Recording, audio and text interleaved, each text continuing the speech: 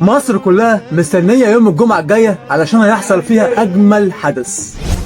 وزير الأوقاف قرر بعد صلاة الجمعة كل المساجد تصلي على سيدنا محمد، والصيغة هي اللهم صل وسلم وبارك على سيدنا محمد وعلى آل سيدنا محمد كما صليت على سيدنا إبراهيم وعلى آل سيدنا إبراهيم، وبارك على سيدنا محمد وعلى آل سيدنا محمد كما باركت على سيدنا إبراهيم وعلى آل سيدنا إبراهيم